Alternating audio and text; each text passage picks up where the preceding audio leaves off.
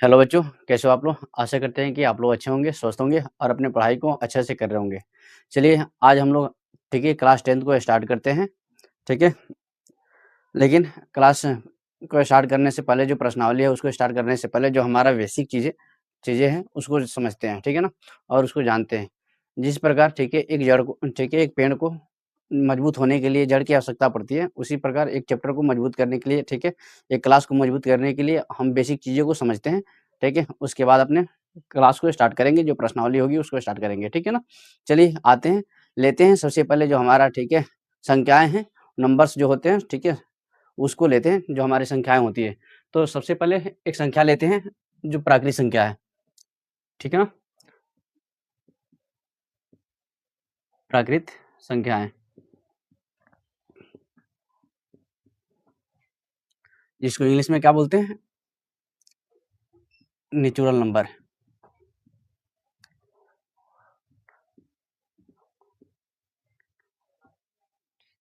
Natural numbers किसको बोलते हैं? तो गिनती की संख्या को क्या बोलते हैं? ठीक है, प्राकृत संख्या। क्या बोलते हैं? प्राकृत संख्या। तो गिनती की संख्या को प्राकृत संख्या बोलते हैं। गिनती की संख्या को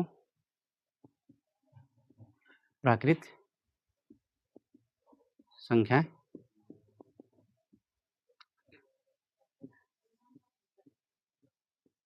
कहते हैं, ठीक है ना? इसको हम साधारण तरह से भी याद कर सकते हैं। जैसे हम ठीक है किसी बच्चे को बोलते हैं ना कि हाँ, गिनती करो, ठीक है? तो जो बच्चा गिनती स्टार्ट करता है वो कभी ठीक है 0 से नहीं करता है, कहाँ से करता है? 1 से करता है, ठीक है? तो हम समझेंगे कि हाँ, 1 से गिनती ठीक है, 1 से जो स्टार्ट होती है वो गिनती की संख्या होती है और गिनती की संख्या क्या कहलाती है? हमारा प्राकृत संख्या कहलाती है, ठीक है ना? अगर उसी गिनती की संख्या को अगर हम शून्य से स्टार्ट करते हैं, ठीक है? 0 से स्टार्ट करते हैं, तो हम क्या बोलेंगे? पूर्ण संख्या, ठीक है ना? तो दूसरा का लेते हैं पूर्ण संख्या। पहले इसका एग्जाम्पल लिखते हैं। 1, 2, 3, 4 डॉट डॉट अनंत, ठीक है ना? दूसरा का पूर्ण संख्या, पूर्ण संख्याएं, इसको क्या बोलेंगे इंग्लिश में? होल नंबर,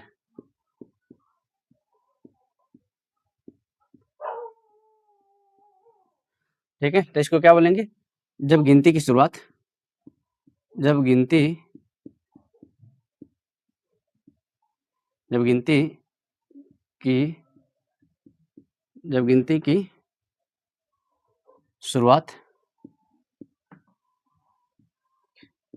शुरुआत शून्य से करते हैं से करते हैं तो उसे पूर्ण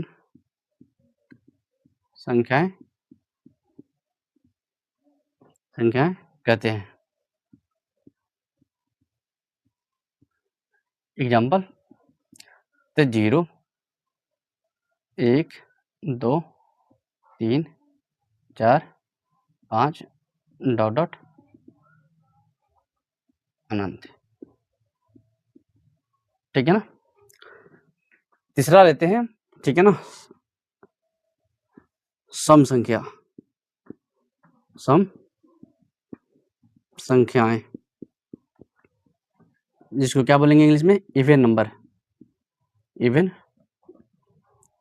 नंबर, EVEN, इवन नंबर्स।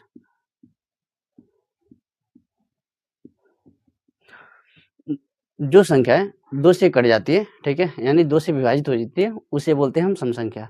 जो संख्या है 2 से विभाजित हो जाती है, उसे क्या बोलते हैं? सम संख्या, ठीक है ना? तो हम परिभाषा लिखेंगे, जो संख्याएं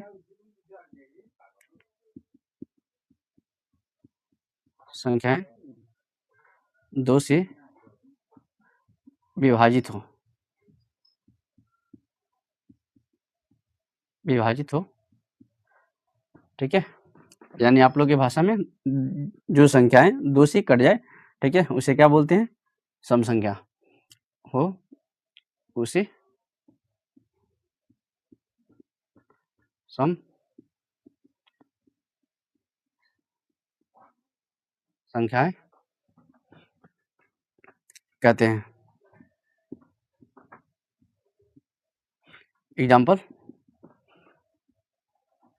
0, 2, 4, 6, 8, ठीक है, डॉट डॉट, यहाँ भी अनंत, ठीक है। जैसे अगर मान के चलिए, ठीक है, अगर हम किसी संख्या को पहचानेंगे, कैसे पहचानेंगे कि हाँ ये संख्या 2 से कटेगी कि नहीं कटेगी, तो सिर्फ उसके इकाई अंक, जैसे मान के चलिए यहाँ पे 8, 4, 6 लिख दिए, ठीक है, इसके इकाई स्तंभ पर 7 है, तो ये 2 से नहीं कटेगी, ठीक है। यदि हम यहाँ पे शुरू में 0 लगा दें, ठीक है, तो इसके इकाई स्तंभ पर क्या गया 0, जो 2 से कट जाएगी, ठीक है। इसके इकाई स्तंभ पर हम, ठीक है, अगर 5 रख दें तो 2 से नहीं कटेगी, क्योंकि इकाई वाला अगर नहीं कट रहा, ठीक है, तो ये 2 से कट ही नहीं सकता। अगर मान के चलिए इकाई स्थान पर 6 रख दे, तो इसका मतलब है 2 से कट जाएगी, ठीक है। 8 रख देंगे तो 2 से कट जाएगी, 3 रखेंगे तो कटेगी? नहीं कटेगी, ठीक है ना। 1 रखेंगे तो कटेगी? नहीं कटेगी। अगर यहीं पे हम 4 रख दें, 6 रख दें, तो आसानी से कट जाएगी, ठीक है। जब ऐसा कंडीशन देखने को मिलेगा कि इकाई स्थान वाला अंक, ठीक है, 2 से कट जा रहा है, तो इसका मतलब है इधर की जितनी भी संख्या है, ठीक है, वो सारी की सारी कट जाएगी, ठीक है ना। उसी अब सम का उल्टा लेते हैं क्या? विषम, यानी सम के उल्टा क्या होता है? विषम, ठीक है ना। तो चौथा नंबर लेते हैं विषम संख्या। विषम संख्याएं, ठीक है, इसको इंग्लिश में क्या बोलेंगे? ओड नंबर, ओड नंबर्स, ठीक है। इसका परिभाषा क्या बोलेंगे? तो ठीक है, जो संख्या 2 से कट जा रही थी उससे क्या बोल रहे थे? सम संख्या, ठीक है ना। और वहीं इसका उल्टा, यानी सम का उल्टा क्या होता है? विषम, सम का उल्टा क्या होता है? विषम, ठीक है। तो इसका मतलब है इस संख्या, ठीक है, सम संख्या जो 2 से कट रही थी, ठीक है, और जो 2 से नहीं कटेगी वो क्या होगा? विषम संख्या है, ठीक है। तो हम बोलेंगे परिभाषा कि जो संख्या है, जो संख्याएं 2 से, जो संख्याएं 2 से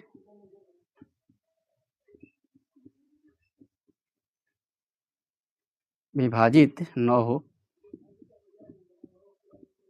उसे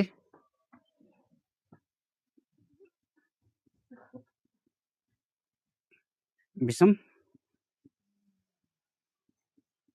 संख्याएं कहते हैं। एग्जाम्पल, तो 1, 3, 5, 7, 9, ठीक है ना, डॉट डॉट, ये भी अनंत तक चली जाएगी।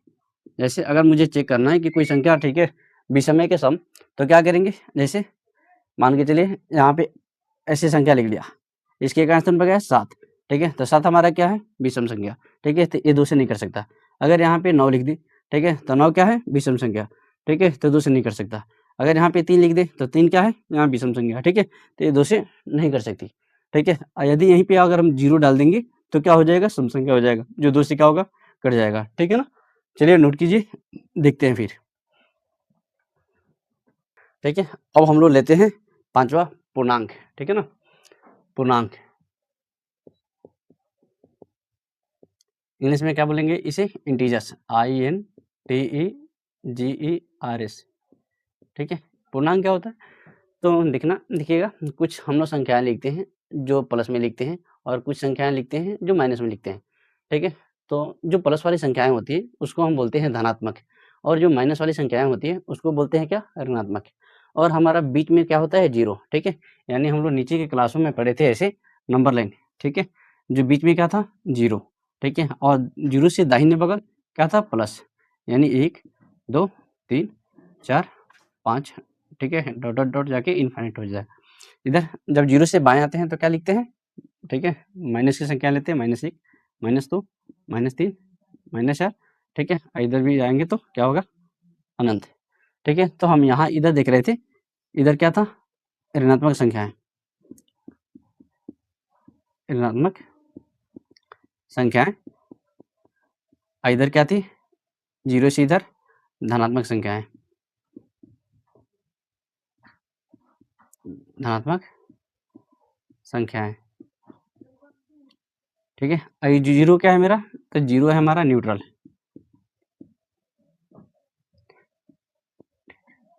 न्यूट्रल, ठीक है ना। तो इसको बोलते हैं नेगेटिव, नेगेटिव नंबर्स, इसको बोलते हैं पॉजिटिव नंबर्स।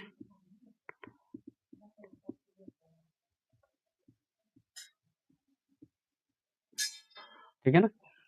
तो हम देख रहे हैं कि एक तरफ धनात्मक है, एक तरफ ऋणात्मक है, ठीक है ना? और दोनों के जो समूह है ये क्या है? हमारा इंटीजर्स है, पूर्णांक है, ठीक है? तो हम यहाँ परिभाषा बनाएंगे धनात्मक धनात्मक तथा ऋणात्मक ऋणात्मक संख्याओं के समूह को, संख्याओं के समूह को क्या बोलते हैं? इंटीजर्स बोलते हैं, पूर्णांक कहते हैं, पूर्णांक कहते हैं। ठीक है ना? एग्जाम्पल में क्या लिखेंगे? तो एग्जाम्पल में इसको लिख लेंगे, ठीक है ना? फिर चलिए नोट कीजिए, उसके बाद देखते हैं फिर आगे। चलिए अब हम लोग देखने चल रहे हैं, ठीक है? भाज्य संख्या है, अभाज्य संख्या है, ठीक है? लेकिन उसको देखने से पहले कुछ देखते हैं यहाँ पे। जैसे गिनती लिखते हैं 1 2 3 4 5 6 7 8 9 10, ठीक है?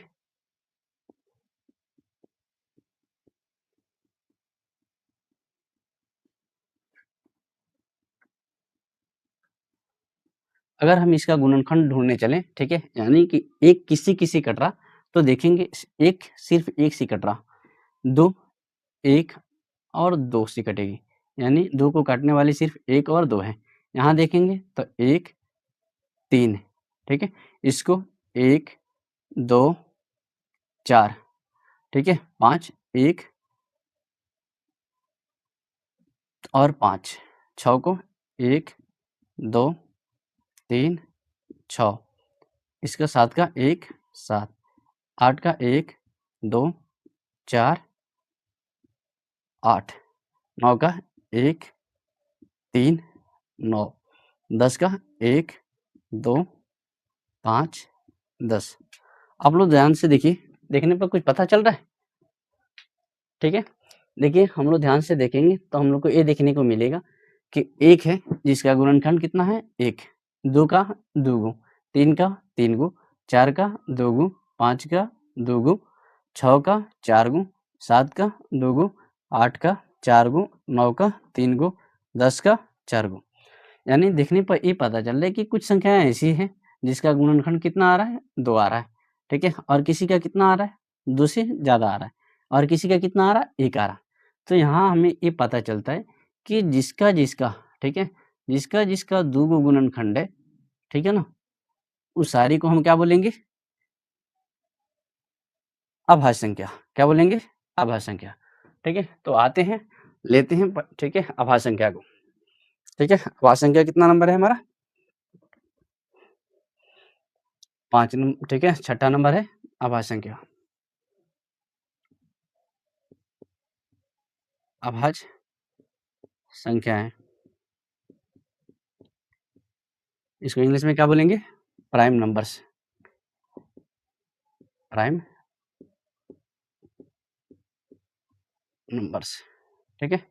तो क्या बोलेंगे कि जिस संख्या के गुणनखंडों की संख्या, ठीक है, सिर्फ 2 हो, ठीक है? यानी जिस संख्या के गुणनखंडों की संख्या 2 हो, तो उसे क्या बोलेंगे? अभाज्य संख्या है।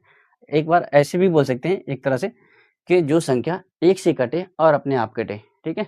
जो संख्या 1 से कटे और अपने आप कटे, उसे क्या बोलेंगे? अभाज्य संख्याएँ, ठीक है? तो हम बोलेंगे, ठीक है, जो संख्याएँ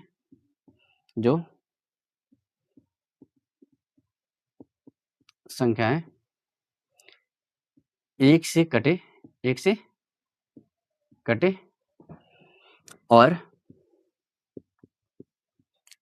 अपने आप कटे, अपने आप कटे, अपने आप कटे, उसे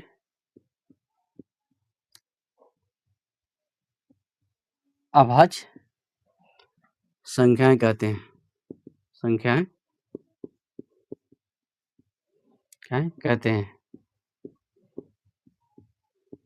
चलिए देखते हैं अभाज्य संख्याएं कहाँ से शुरू हो रही है। तो हम देख रहे हैं कि अभाज्य संख्या हमारा स्टार्ट हो रहा है कहाँ से, 2 से। 2 है, 3 है, 5 है, 7 है, उसी तरह आगे जाएंगे तो 11 मिलेगी, 13 मिलेगा, ठीक है। और 13 के बाद क्या मिलेगा, 17 मिलेगा, 17 के बाद 19 मिलेगा, 19 के बाद 23 मिलेगा, 23 के बाद 29 मिलेगा, 31 मिलेगा, ठीक है ना। तो लिखते हैं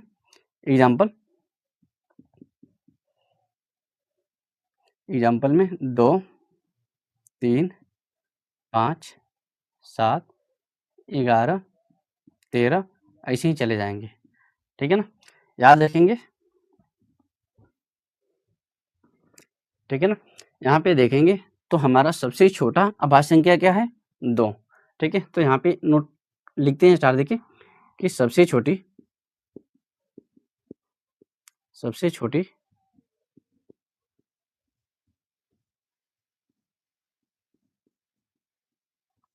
अभाज्य संख्या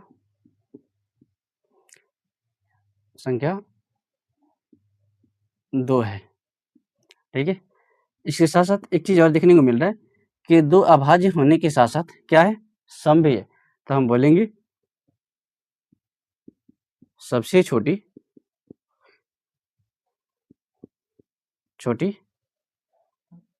सम अभाज्य संख्या, सम अभाज्य संख्या क्या है, तो 2 है। याद रखेंगे ये वाला सवाल, ठीक है, हमारे एग्जाम में पूछा हुआ है, ठीक है, इसलिए इसको ठीक है ज़्यादातर ध्यान देंगे और याद भी रखेंगे, ठीक है। चलिए 7वां लेते हैं, क्या 7वां लेते हैं, भाज्य संख्या क्या है, भाज्य संख्याएं, चाहे इसे भी बोलते हैं यौगिक संख्याएं, यौगिक संख्याएं। ध्यान रखिएगा इसका एक और भी नाम है, ठीक है, इसको अभाज्य संख्या के साथ साथ हम क्या बोलेंगे, ऋण संख्या भी बोल सकते हैं, ऋण संख्याएं, ठीक है ना। तो याद रखिएगा इससे भी सवाल बनता है ऋण संख्या से, और ठीक है भाज्य की जगह, ठीक है ना, भाज्य की जगह कभी कभी यौगिक पूछा जाता है, ठीक है, हमारे एग्जाम में पूछा भी गया है, इसलिए ठीक है भाज्य और यौगिक दोनों नाम याद रखेंगे, ठीक है ना। इसको इंग्लिश में क्या बोलते हैं, तो इसको बोलते हैं composite number, COMPOSITE, composite numbers, ठीक है। तो इसका परिभाषा कैसे बनाएंगे, तो हम देख रहे हैं कि कुछ संख्याएं ऐसी भी थी जिसके गुणनखंड दुगुने से ज्यादा थे। तो दुगुने से ज्यादा कहाँ से स्टार्ट हो रहा है, तो हम देख रहे हैं यहाँ 4 से स्टार्ट हो रहा है, ठीक है, 4, 6, ठीक है, 8, 9, 10। तो हम ऐसे बोल सकते हैं कि जिस संख्या के गुणनखंडों की संख्या 2 से अधिक हो, ठीक है, यानी 2 से ज्यादा दिखने को मिलेगा अगर उसका गुणनखंड, तो हम क्या बोलेंगे, उसको बोलेंगे भाज्य संख्या, चाहे उसी को बोलेंगे यौगिक संख्या है, ठीक है ना। तो चलिए परिभाषा बनाते हैं, बोलेंगे यहाँ से यूज मारते हैं और लिखेंगे कि जो जिस संख्या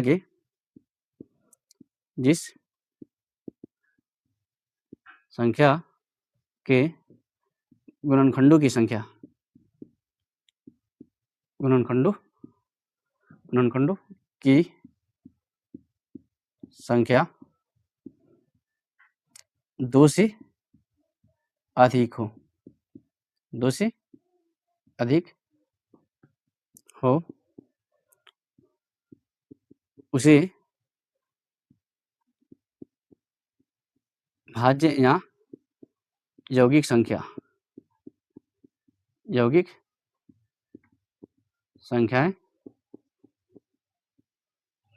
कहते हैं,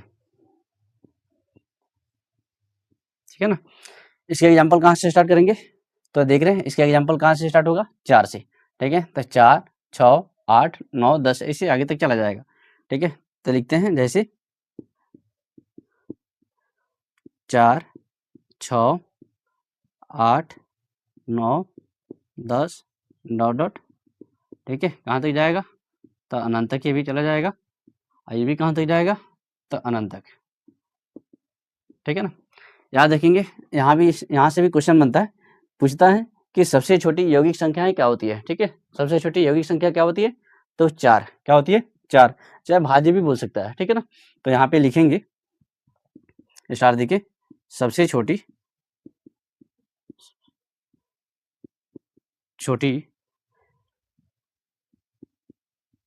भाज्य या यौगिक संख्या क्या है, 4 होती है। ठीक है, चलिए नोट कीजिए। तो देखते हैं जुड़वा अभाज्य संख्याएं और क्या बोलते हैं, सअभाज्य संख्याएं। ठीक है ना। तो सबसे पहले देखते हैं जुड़वा अभाज्य संख्याएं। ठीक है, कितना नंबर है मेरा, ये 8 नंबर है।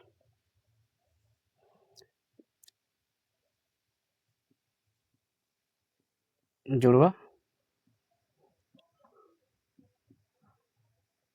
अभाज्य संख्याएं।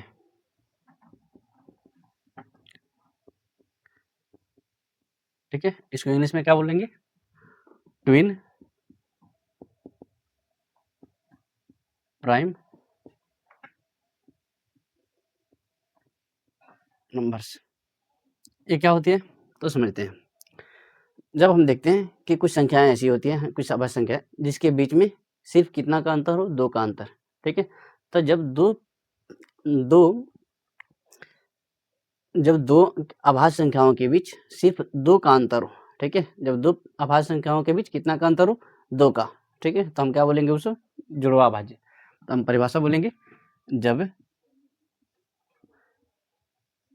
2 अभाज्य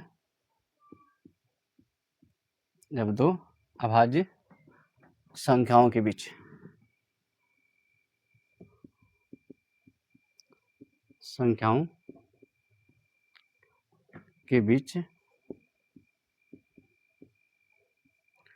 सिर्फ 2 का अंतर हो,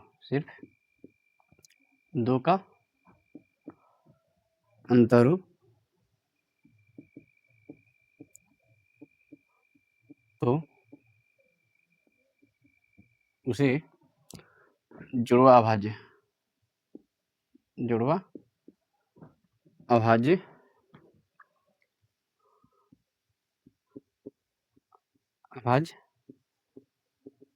संख्या, जुड़वा अभाज्य संख्याएं कहते हैं। ठीक है ना। जैसे देखते हैं, अगर हम सबसे छोटा अभाज्य संख्या उठाते हैं 2 और उसके बाद 3, ठीक है, तो हम देखते हैं कि इन दोनों के बीच में कितना का अंतर है, 3 में से 2 घटाएंगे तो 1। ठीक है, तो क्या ये जुड़वा अभाज्य संख्या होगी, तो नहीं होगी। ठीक है, उसके बाद लेते हैं 3 और इसके आगे क्या होता है, 5। ठीक है, तो देखते हैं इसके बीच का अंतर, तो 5 में से 3 जाएगा तो 2, तो ई हो जाएगा। ठीक है, इसके बाद लेते हैं 3 के बाद क्या आता है, 5 और उसके बाद क्या आता है, तो 7। ठीक है, तो इसके बीच का अंतर देखते हैं, तो 7 में से 5 जाएगा तो 2। ठीक है, तो इसका मतलब है ये भी हो जाएगा। ठीक है, इससे आगे बढ़ेंगे तो देखेंगे कि 7 के बाद क्या आता है, 11। ठीक है, तो क्या इसके बीच का अंतर कितना है, तो 11 में से 7 जाएगा तो 4। तो क्या 2 है, नहीं है, तो इसका मतलब ये नहीं होगा। ठीक है, फिर देखते हैं 11। ठीक है, 11 और 13। ठीक है, तो इसके बीच का अंतर, तो 13 में से 11 जाएगा तो 2, तो इसका मतलब हो जाएगा। उसी तरह आगे बढ़ेंगे तो देखेंगे 17 मिलेगा और 19 मिलेगा। ठीक है, जो इसके बीच का अंतर कितना लेके आएगा, 2, तो इसका मतलब ये होगा। फिर उससे आगे बढ़ेंगे तो देखेंगे 29 31, 29 31। ठीक है ना, तो इसके बीच का अंतर देखेंगे तो कितना आएगा, तो 2। ठीक है, तो ये वाला हो जाएगा। यानी जब 2 अभाज्य संख्याओं के बीच का अंतर हमें 2 पता चले तो हम उसे क्या बोलेंगे, जुड़वा अभाज्य संख्याएं। ठीक है ना। फिर आगे देखते हैं, जुड़वा अभाज्य के बाद 9 नंबर सअभाज्य संख्याएं।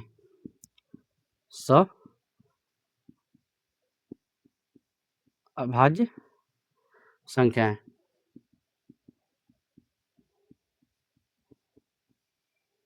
ठीक है ना, इसको इंग्लिश में क्या बोलेंगे, द को प्राइम नंबर। को प्राइम नंबर्स। ठीक है, ये क्या होता है? तो कहता है कि जब दो संख्याओं का एचसीएफ, ठीक है, यानी महत्तम समापवर्तक एक हो, ठीक है, जब दो संख्याओं का एचसीएफ एक हो तो उसे क्या बोलते हैं? को प्राइम नंबर्स। ठीक है, यानी सअभाज्य संख्याएं। तो बोलेंगे जब दो संख्याओं का एचसीएफ